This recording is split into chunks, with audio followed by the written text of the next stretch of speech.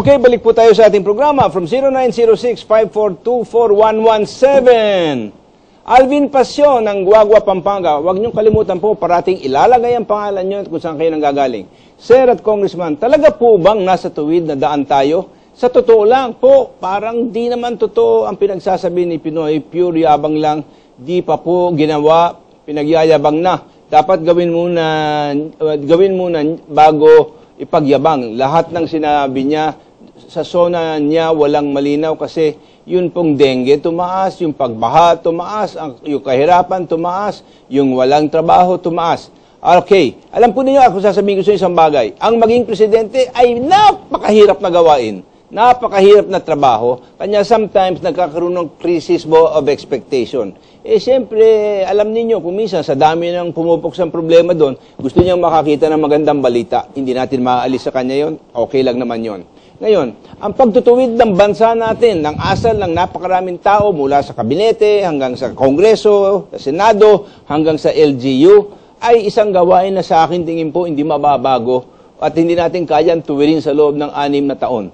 Pero, ang magandang halimbawa ay malayo ang madadating kung nakikita na consistent ang application ng mga prinsipyong tama sa pamamahalakad at pamamahala ng ating bansa mula sa ibaba hanggang sa itaas. Okay, at kung tayo man dito ay mag-uusap tungkol sa mga nakikita nating problema, hindi sa dahil sa gusto nating bumatikos kung kanino man, no. Except that pag nag-uusapan natin, kung meron man sa kanilang nakikinig at hindi natin alam, lawa, pag nakita nilang hindi tama, sana ituwid nila.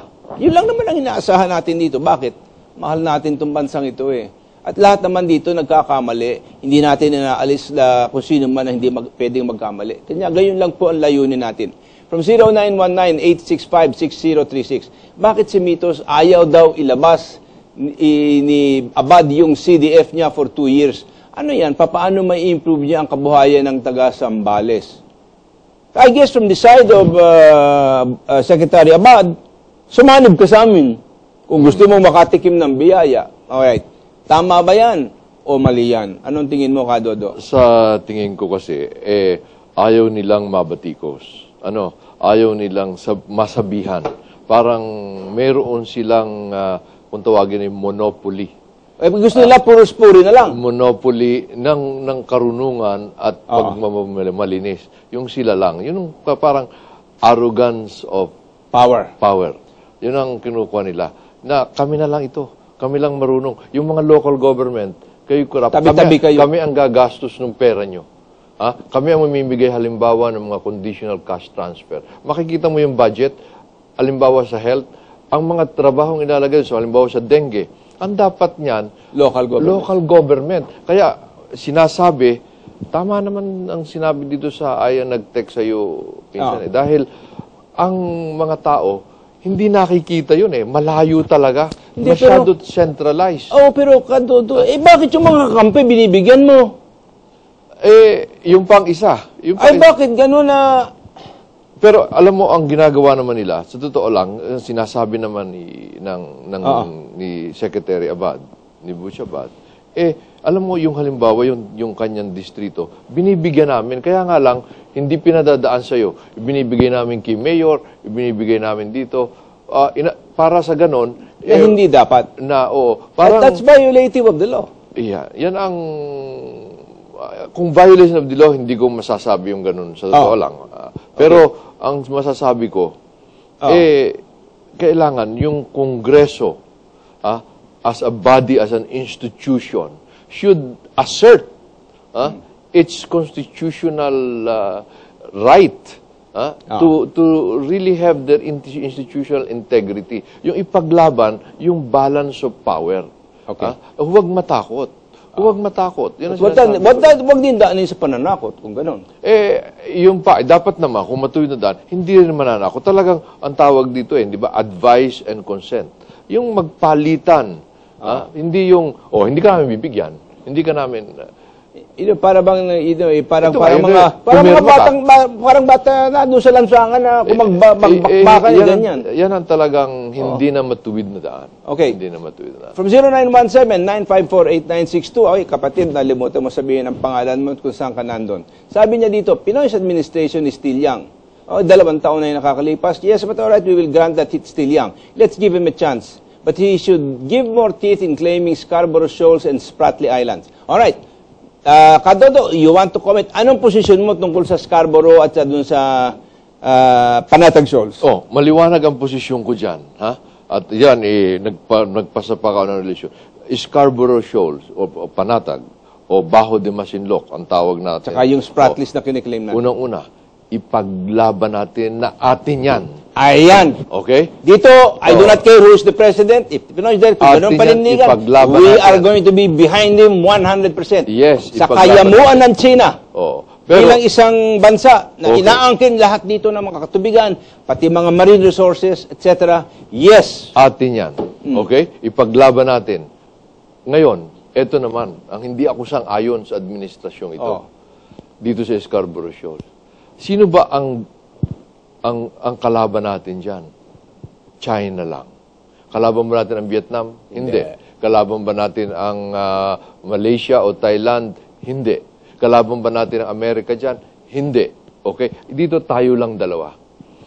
Ang dapat sanang gawin dito, nasa constitution din natin. Mag-usap tayo ng China, tayo lang.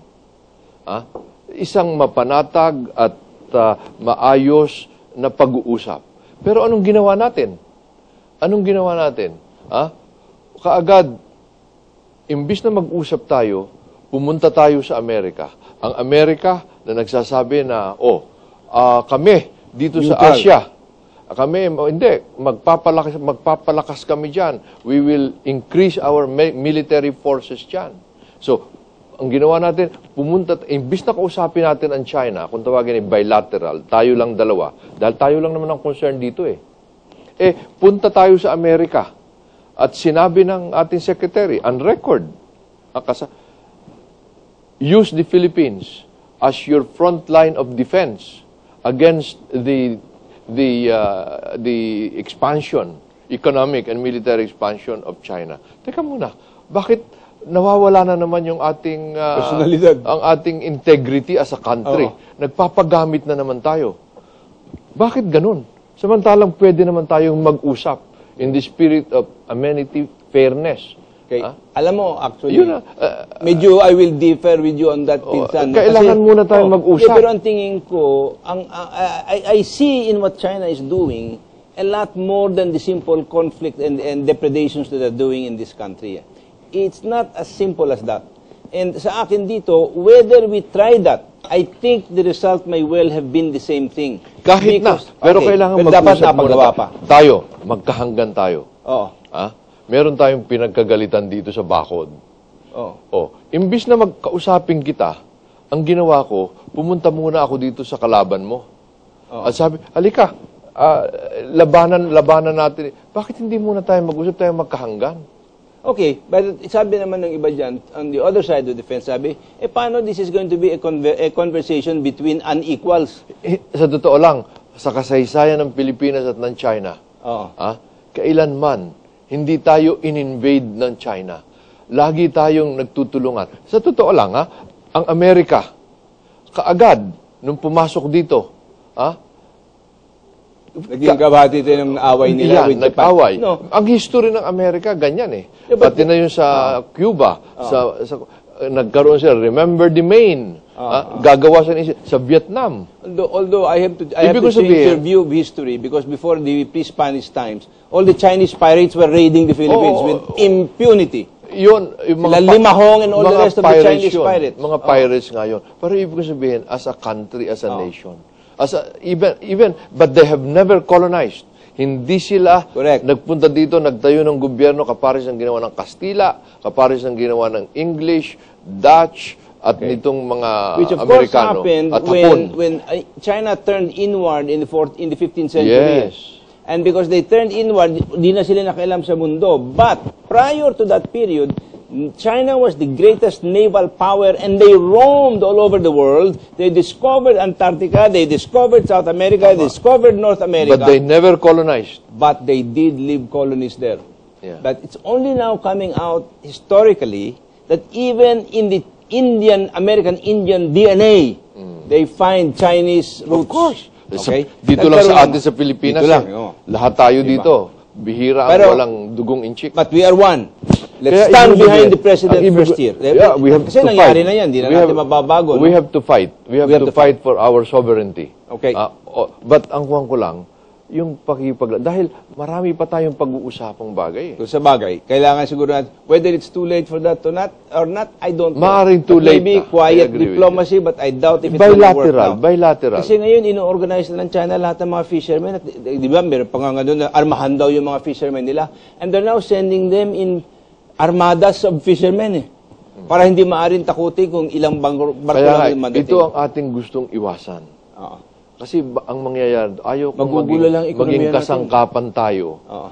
na magkaroon ngayon ng dahilan kung bakit yung mga superpowers dadalhin dito yung kanilang mga armas. Tayo na naman ang nakapain dyan. Alright, from 0926-624-2769. Tingin ko, kontrolado ni Pinoy ang 3 branches of government. Oo. Sunod na ang media kasi binantaan na niya ang media. Baka di mamalayan ni Pinoy na nagiging diktador na siya. Maswerte ang taga Batangas, kayo ang kongresista nila. Sana lahat ng nasa gobyerno marunong sumunod sa batas. Ikaw na, wala, sige. Kaya hindi uunlad, ito, maliwanag naman ang pag-unlad, nakasalalayan kung meron tayong kapayapaan at kaayusan. Hindi tayo magkakaroon ng kapayapaan at kaayusan kailanman kung wala tayong katarungan. Rule of law. Pero hindi rin tayo magkakaroon ng katarungan kung ito ay hindi nakatungtong at talagang nakabaon sa katotohanan. At katuwiran. You have to have truth so that you will have real justice. You can never have justice. Okay? Without justice, you can never have peace. If you don't give everyone his due, you can never have peace. And without any peace, you can never have development. Kailangan mo yan. Yan ang talagang, yan ang mga the rule of buod law, ng, kailangan may rule of law. Respecting of property rights. Pag wala kang rule of law, Ay, wala kang katarungan. Ang mangyayari dyan kasi, wala kang kapayapaan, ang batas, magulo. mamanipulahin nung matitigas. Kaya magugulo. Maraming kapangyarihan o malakas. Kaya maraming salapit. Kaya bakit nagulo ngayon ang ating balance of power ng executive, judiciary and all that? Dahil nawala yung rule of law. Pag nawala yung rule of law, wala na tayong peace. Wala na tayong katahimikan. Tama. Ngayon, pag walang katahimikan, wala kang pagunlad. Kung ikaw ngayon nandun sa Committee on Appropriations, ano ang magiging paninindigan mo dun sa Committee on Appropriations? Una muna, igalang din ang nasa ating saligang batas, yung principle of subsidiarity. Tayo may kanya-kanya tayong dapat gampanan. Huwag gagampanan, huwag kakamkamin ng nasyonal. Ang dapat pangatawanan ng lokal. Sino nakalagay? Sino ang tunay na makakasagot kaagad ng mga dengue, yung mga sakit yung mga sakit sa ating lipunan? Hindi ba local government? Pag merong baha, sino ang environment? Kaya nakalagay na yan. Empower the local government. Yes. Dito sa SONA, pinurin lahat ang national government. Pero, sino talaga nagpapaganap? Pag may problema ang mga taga-barangay, sino bang pinupuntahan? Hindi ba ang barangay captain? Hindi ba si mayor? Hindi ba si governor? Bago makaabot sa Malacanang. Ang pagbabago ng ating bansa sa daang tuwid ay mararamdaman lang ng tao doon sa pinakamababa Doon sa mga munisipyo, sa mga barangay, sa mga... Kaya umunlad ang Thailand. At pati na Amerika. At tingnan mo, dahil talaga dito sa local autonomy, principle of subsidiarity. Yun talagang, kung anong kaya, anong mangyayari sa army kung wala kang mga sarhento? Kasi alam mo yan, that makes the political institutions inclusive. Yan. Not exclusive. Dito sinecentralize mo ang power, tinatanggal mo ngayon lahat ng power sa ilalim. From 0919-691-7734. Nards Romero of Angeles City. Kare, we have a leader who wanted his own law to be implemented and executed to exact vengeance against all his political opponents. He wanted to have full power against anybody, even against a non-partisan and independent institution like the judiciary. He wanted to destroy Supreme Court publicly by his dirty propaganda and do anything he wishes. He wanted a law only ruled by himself. Well, that's a conclusion that's been drawn, and sometimes the way they act, it's tempting to try to come to that conclusion, but I am saying let's be more hopeful, let's give him a little more time, maybe he will mature a little bit more as the days go by, and he will see that he will be sowing the seeds of his own destruction if he proceeds to try to consolidate such power in himself that he becomes an authoritarian government. And that would be to me, a real disservice to his own mother, and to me it would be very sad if that is what he is really aiming for. So maybe what we should do just is, be less judgmental at this time and simply take it on an issue-to-issue basis. Tama. Rather than, kasi wala ka na magagawa eh. Hindi na, after 2016, hindi na siya pwede maging presidente. Di ba? From 0930-114-0349. Good evening. Pagtatanong lang ayon po sa discussion na ang nangyayari sa mga project ng mga congressmen na sinimulan, di naman natatapos tulad po dito sa barangay namin sa Bicol. Ito po ba ay tama o dahil sa korupsyon ng isang congressman? Salamat po. It's hard to tell if that's because of the corruption. Alam mo, kasi dati dito sa ating bansa ka, Dodo, pag ikay nanalong congressman o nanalo kang mayor, pero dito sa barangay nito natalo ka, hindi mo gagawin yung karsada ron eh. Talo ka dun eh. Paraan nilang pagbebegansa. What is the main reason you think kung bakit ang mga project parating nabibitin? Kasi wala bang pondo o naubos na yung pondo o ano ba? Ano ba tingin mo ang talagang sanhi niyan? Sa totoo lang, alam na masalim mo dyan, marami yung dahilan. Pero ang lagi nating mananatili na dapat nanendida ay yung malinis at matapat na pagpapaganap. Ay, rule of law din yan eh. Pag wala na naman yan, wala na naman yan, pag wala na naman katarungan, magugulo na naman yan. Ganun yun eh. Pagka yung, hindi lang congressman, mayor, governor, pag ang mga ito ay nanghingi ng percentage sa mga kontraktor, corruption yan. Then, hindi na naman yan matutuloy. Alam mo Dodo, sa akin dito, ilabas ninyo yung pera, but seek the COA on all these projects and make the COA. Alam po ninyo, ako dumaan sa isang bayan sa Mindanao. Ito sasabihin ko na nakikita ng aking mata. Alright, naglatag ng karsada. Naku, nakalabas lahat ng mga reinforcing bars. Yung pala, para lang sa inspeksyon. Kunyari, kukunan ng litrato. 2 days later, nahila na lahat ng bakal. Wala nang natira. Yung pala, para lang sa inspeksyon. And this is a very, very strong challenge to the Commission on Audit to have real project people who are not susceptible to being bribed when they do their inspection and to expose all of the foolishness while these roads are being constructed. Para yung mga contractor dito matuto at yung mga congressman dito ay mapahiya ng konti. But, baka lang ang problema dito sa probinsya, kung minsan pagka naging ganyan kang magulo, baka pinabaril ka na lang at pinapatay. Pero gusto ko lang bigyan din na ang congressman, yung kung gagawa ng kanyang tunay na tungkulin, ang mga ito, nagpaplano lang kami. Ang nagpapagana, halimbawa, kailangan magkaroon ng karsada dito. Pero, ang magdo-drawing niyan, magpaplano, magbibigay ng specification. Department of Public Works. Public Works. Overestimated ang magpapabid dyan, Department of Public Works. Ang hahanap ng mag-award sa contractor, Department of Public Works. Dodo, pero kung tsaba dyan, ang congressman, ang DPWH, at saka ang contractor Sinasabi ko lang kung ano dapat. Kaya yun, pagkatapos, ang magbabayad dyan, Department of Public Works. Ngayon, bakit ang congressman nagkakaroon ng pagkakataong makasali sa korupsyon? Dahil inuutusan niya yung executive ibigay sa contractor na ito. Kaya ako, kailanman kasama sa mga partihan. Kaya nga, kailanman wala kang tinukoy. Wala akong sinasabihan kung sino ang contractor. Humihingi ako at naglalagay ako. Kailangan namin ng kalyeng ito, kailangan namin ng breakwater dito, kailangan namin dito ang patubig. Pero bahala sila sa execution. Dito sa lugar na ito. Pero kailanman ang congressman, hindi dapat, pero hindi dapat makialam alam mo madalas na nangyayari, sa bidding. Ang SARO dumadaan sa congressman. Pag wala kang SARO, walang tatakbong proyekto. Aside from the other problems. Teka muna. Ang SARO, binibigyan lamang ng kopya. copy furnish lang. Yung sarod, diretso yon sa kanila rin. Alam mong kalakalan dyan, pag nakakuha ang congressman ng saro, down payment ka dun sa lagay mo dun. Yan ang napakasakit na katotohanan. Pero katotohanan, hindi natin pwedeng katotohanan. Pero gusto ko naman banggitin. Sasabihin lang, hindi kami humahamak ng pera. Talaga ba? Gusto ko naman sabihin, iyan naman ay ginagawa ng hindi lahat ng congressman. Kailanman, hindi ko nagawa yan. Okay, kailanman, hindi ko nagawa yan. Ako ay lagi lamang humingi ng project na kailangan ng aking distrito. Pero pinababayaan mo sila. Alam mo nangyayari yung Kadodo. Silang naghahati-hati doon sa toka sa'yo. Yun ang ibig ko sabihin. Hindi ko na, wala na akong kwan doon. Wala ka nang magagawa doon? Hindi ko na tungkulin yun. Alam mo, sana ang gawin mo, Do.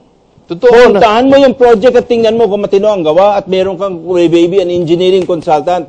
Para pag nakita mo, tinamang kinalinti, kikita kayo dito, hindi ako nakikialam, hindi ako humihingi sa mino, pero gawin nyo ng tama ang trabaho. Tama. Kung hindi, ako magsasabi sa DPWS, huwag niyong pabayaang mag-bid ito because he does have standard work. Abay, kailangan medyo magkaroon ng kaunting tapang pero sa totoo lang, iyan naman ang trabaho ng mga COA at mga kwan. Ang trabaho talaga ng congressman ay sabihin kung paano gagastos. In the past, anyway, hindi ko sinasabi ngayon totoo, the COA was part of the problem. But anyway, we've got some more questions. 0906-2488950 from George of Baguio City. Good evening, George. Gandang gabi, Kare. Kala ko ba taong bayan ang boss ni Pinoy? Bakit partido ang sinusunod? Dapat tanggalin na ang partido. Kanyang-kanyang kampanya na lang. Do not get too cynical, my friend George. There's still hope. Di ba? Minsan, hindi tayo pwedeng mamula ng pag-asa dito sa bansa natin. From 0926-444-4706, Aplaya, Hasaan, Misamis Oriental. Good PM po, si Pinoy lang nakagawa sa paghanap ng karapatan natin, habulin ang mga may sala. Tayo nagbibingihan. Ay, tama ka din naman dyan na marami sa atin. Alam na mali ang nangyayari. Pero, mahirap nang masangkot yan. Kanya para tayong yung mga unggoy na hear no evil, speak no evil. Kaya naman, ako, hindi naman, huwag naman natin lalahatin. Dahil ako... Meron ding matino, Hindi naman, talagang meron din namang may tapang at meron talagang conviction na labanan yung mali. Kahit, alam mo sa Batangas, yan ang pinisip, mawala na ang yaman, huwag lamang ang yabang. Yan ang ko namin. Kaya, kita mo, sabi ko, inihabla ko si Gloria. Ngayon, inihabla ko na rin si Pinoy. Dahil dito sa IRA, na mini-misappropriate ng national government. Corruption yun kung akong tatanungin mo. It's a form of corruption. Alright. Alam mo, Kadodo, pasensya interrupt you sa pagkadaubusan na naman tayo ng panahon. We can never have enough time to answer all the text and the question. Salamat sa iyong pagdalo at nawa maging matagumpay sa kung ano man pinaplano mo para sa mga darating na araw. Salamat po sa pagtangkilik ninyo. I hope na nabiyayaan kayo at medyo luminaw ang inyong pananaw sa pagharap sa ating problema na napakadami palang ugat, hindi lang pala iisa. Kanya kangay parang hydra-headed monster. Putulong mo isang ulo, lumalabas ang kabila sa kabila. Salamat po sa inyong pagtangkilik. Good night and God bless you. We will see you next week.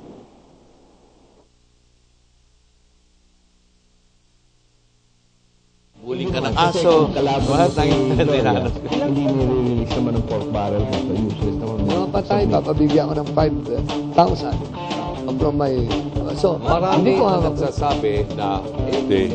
Dahil baka mangyari, lahat ng madi-dismiss, mga hostage na lang para ma-reinstate.